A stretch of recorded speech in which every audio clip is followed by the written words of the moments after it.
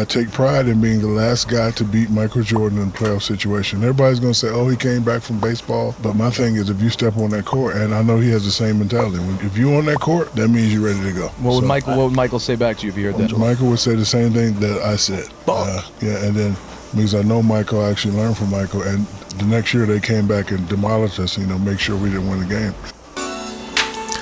Like and subscribe on the way in the door, my people. I hope you all are having a truly fantastic day today. On this Tuesday, we are going to go ahead and get to the super thanks from last week. And as always, the title of the video comes from one of those super thanks. But before we get into them really quick, let me get a shout out to the channel members. Thank all of you so much for becoming a member of the channel. Shout out to Gary, aka G, the great one.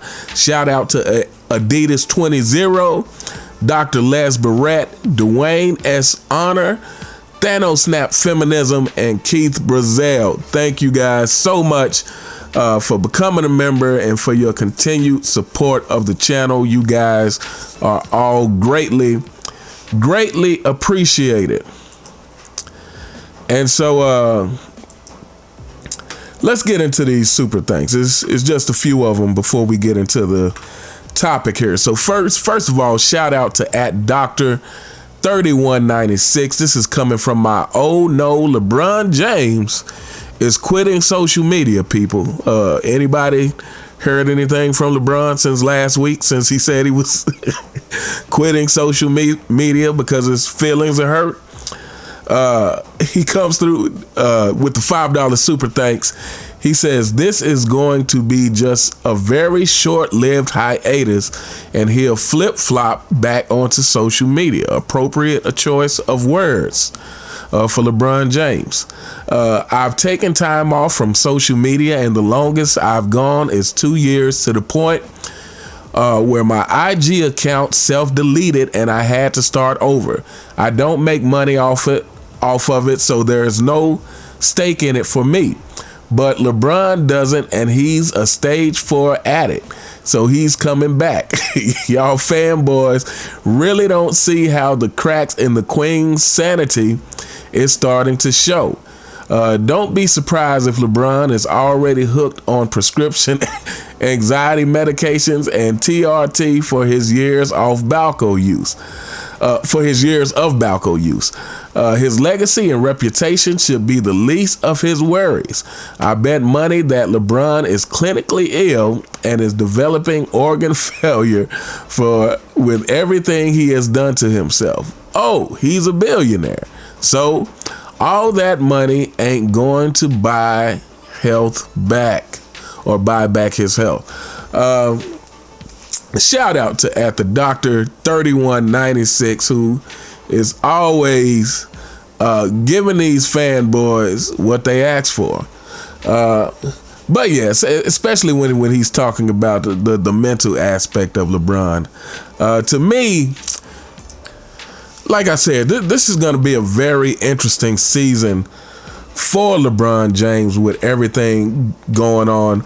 Like I said, I really don't think that he expected the Bronny situation. Well, I know that he didn't expect for the whole Bronny situation to pan out the way it has panned out, with so many people giving pushback, and even the people who seem to be trying to cap for him at the beginning are seeming to come to their senses just with the last stunt with Bronny going back and forth between the G League, not playing away games for the G League. Once that happened, it seemed like kind of the last of the people who were willing to cap for him started jumping ship, even though some of them had to recant after they expressed their true feelings. But yeah, I really don't think this season has panned out like LeBron James thought it was going to pan out. And then, regardless of fanboys, I realize that you guys are giving your king the benefit of the doubt. A lot of you are hoping and have your fingers crossed, but I'm here to tell you that this Diddy thing is in the background. This Diddy thing is simmering in the background of everything going on with the Lakers, of Bronny and JJ Redick and all this stuff, but simmering in the background is the whole Diddy thing. So yeah, I definitely believe LeBron James is under a high amount of stress this season. And yeah, we're going to see how this plays out. But shout out to @Dr.3196. Thank you so much for the $5 super thanks. And thank you so much for your continued support of the channel. And next up, this is coming from the same video about LeBron saying he's quitting social media. Shout out to @BlackGhost350. He comes through with the $2 super thanks, and he simply says, thanks. Baby crying again after he opened his mouth. LOL. The walls are starting to crumble. I give it 2 weeks and he will be back on it. Yeah, and again, you know, the walls of the kingdom are definitely starting to crumble. That is inevitable. When you have a kingdom that's built on lies and falsehoods, that kingdom is going to inevitably crumble sooner or later. I think Diddy is a perfect example of that. You know, it's like you can only do these things for a certain amount of time before something happens, and it doesn't always have to be what you think. Like a lot of people think that the whole Diddy thing is really caused by this conflict that he had with the liquor company, and that could very well be true, is that's what set it off, but it actually doesn't really matter what set it off. The point is when you are doing shady things in the background, one way or another, they're going to find their way to the light. So fanboys, I've been telling you this for at least a year now, a little over a year, that you guys go ahead and get your affairs in order for when everything starts crashing for your king. Like, you guys need to prepare yourself because you invested so much of your sanity into trying to defend the indefensible. And I get it. Like I said, I get it from the standpoint that it is because you guys relate to your king. Like all the people who are fanboys of LeBron. I'm not just talking about LeBron James fans. Again, I don't understand how you could be a LeBron James fan, but there is a difference between the fans and the fanboys. But you fanboys who defend him at every cost and who actually get emotional over defending him, who get upset, calling people names, calling people haters, like you guys, you're gonna have a really rough time. You're gonna have a really rough time when everything starts crashing in. Like I laugh at you, but I'm really trying to give you some sound advice, and that is prepare yourself for the moment. Like, pay attention to what's happening with more and more people speaking out and this kind of thing. Pay attention and understand that the end is coming. So, you know, you can start bracing yourself now, or you can wait till it all happens at once and maybe end up in a hospital somewhere. That's up to you guys, but the advice is already there. Shout out to @BlackGhost350. And last but not least, and this is where the topic of the video is coming from. Shout out to Swan Daily. This is coming from my LeBron James fan hits all-time low. This is the video about the ridiculous, completely and utterly desperate attempt by a LeBron James fan to get his daughter to say Michael Jordan is the GOAT, and that daughter stood on business, even though she looked like she was 3 or 4, and he had her standing in the corner saying you have to stand in the corner until you say LeBron James is the GOAT. She said, no, I will not tell a lie just to get out of this corner. But shout out to Swan Daily. He comes through with the $2 super thanks. And he says, now you brought up the competitor standards. Would you consider Shaq a true competitor? The way he celebrated after beating a Jordan that came back with 17 games left in the season isn't competitor-like. All right. So if you've been following my channel long enough, you know that I'm not really a fan of Shaq.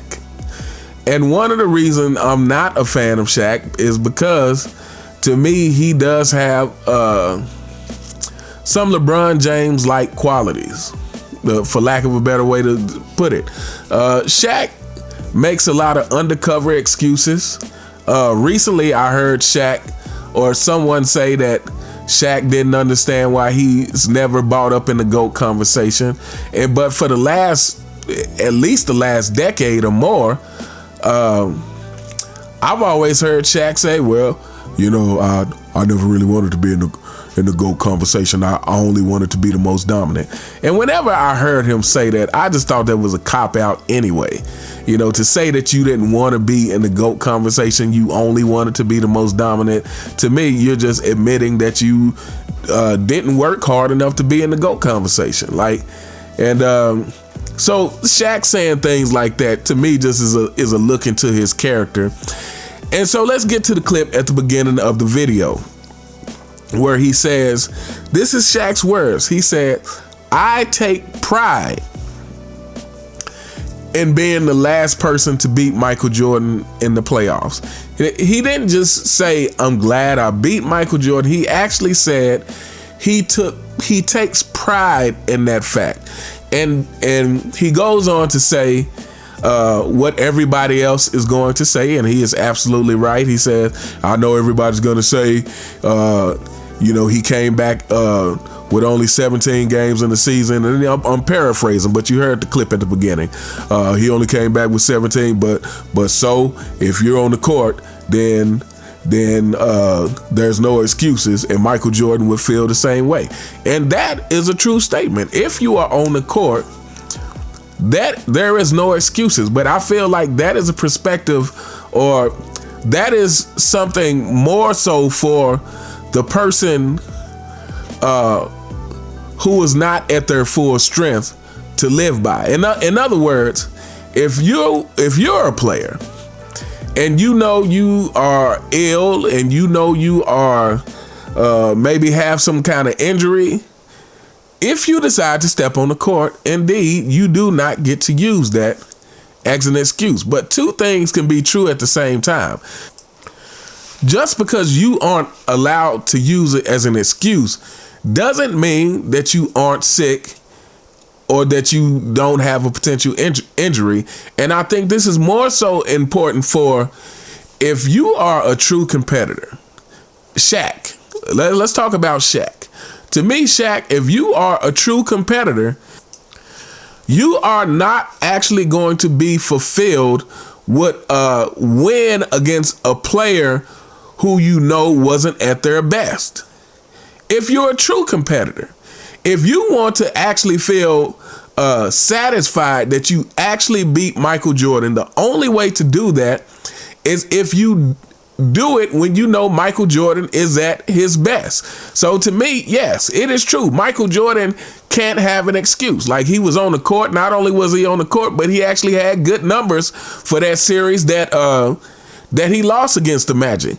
But at the same time, on the opposite end of the spectrum is if you are the person who beat Michael Jordan and you consider yourself a true competitor, and I guess more importantly, if you want to actually prove that you beat the best, well, that can only be proven by beating the best at their best.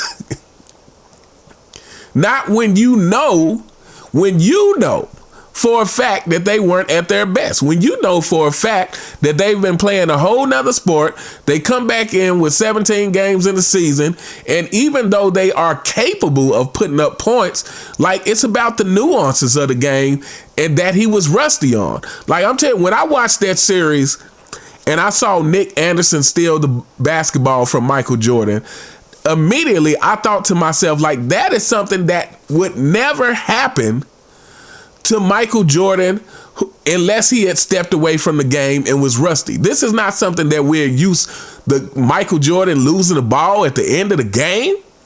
This is not something that Michael Jordan does.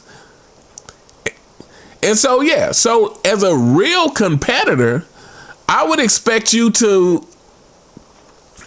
not feel satisfied, but even more importantly, to say you take pride in being I mean, to me, that's, come on, Shaq.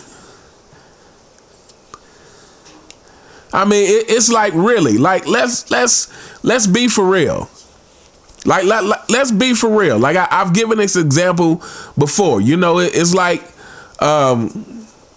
you know, even if you're just playing basketball in your neighborhood, you know, if you know there's normally a guy who is the guy. Like, he's the best player around the way. Everybody knows it. And so, you know, if you beat this guy when he has the flu, okay, yeah, you beat him. But do you really feel satisfied as a competitor? Like, are you going to feel that you actually accomplished something knowing that this guy had the flu? To me, that's just something that a real competitor, they're not going to feel satisfied about this. They're going to be like, okay, yeah, I beat you, but when, you know, after you get over the flu, we got to play again. Like, I have to know that I can beat you when you are at full strength, when you are the same player who's beating everybody. That's the person I have to know that I can beat, because otherwise, to me, it's just going to feel like, oh, well, I beat him when he was sick. That's the way I would feel about it. So if I was Shaq, you know, I personally couldn't take pride in saying that, oh, well, you know, I take pride in the fact that I was the last one to beat Michael Jordan in the playoffs. I wouldn't take pride in that. I'd be, you know, glad that we got the win. But from a personal standpoint, I feel like, yeah, we beat Mike, but we beat the Mike that was coming back off of, you know, we beat the Mike that was coming back out of retirement, coming back in with 17 games left. You know, that's the Michael Jordan we beat. You know, we beat the 40. I know he switched his number back during the series, but I feel like, yeah, we beat the 45 Michael Jordan. Like, we didn't beat the Michael Jordan that has proven he was unbeatable after he won his first championship in '91. And I will even extend that to the Houston Rockets. You know, and I know Michael Jordan wasn't in the league back then, but it's like when I hear Kenny Smith and Vernon Maxwell talk about how they would have beat Michael Jordan, I'm thinking, like, I understand the logic, because they're saying that they beat him most of the time during the regular season. Well, guess what? In 1998, I'm pretty sure the Utah Jazz won both meetings that they had against the Chicago Bulls during that season. But again, Michael Jordan is a different animal in the playoffs and the finals. So again, like, to say that you would beat Michael Jordan, who is 6-0, in other words, when he gets to the finals, there's no proof that he can lose in the finals. Let's just put it that way. There is no proof that anyone could beat Michael Jordan in the finals yet.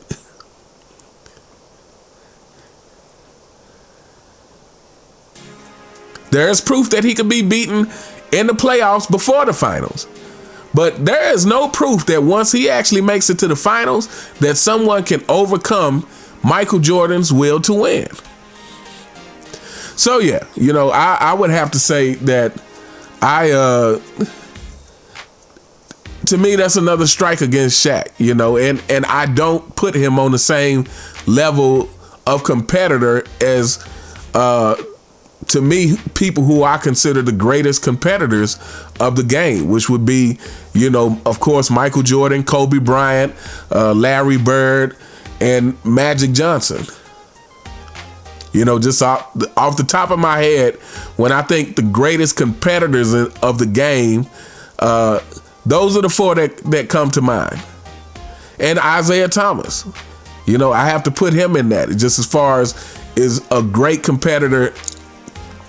And we're gonna wrap this video up, but I'm gonna say the reason why these are the players I think of, because these are the players who, to me, are literally willing to do anything to win, including change the way they play, or be capable of playing multiple different ways. So unlike Allen Iverson, no one can take away the fact that when he's on the court, Allen Iverson is giving you his 100%. But it's but what were you willing to do off the court to make you a better teammate, to help your team get even further? But anyway. So yeah, like I said, I don't put Shaq in those top level of competitors like that. But we gonna hold up here. Let me know what you guys think in the comments. What do you think about Shaquille O'Neal saying he takes pride in being one of the last people to beat Michael Jordan in the playoffs? And do you think he should take pride in that? Or do you think if he was an actual real competitor, he would feel like, yeah, I beat Michael Jordan, but I really didn't beat him.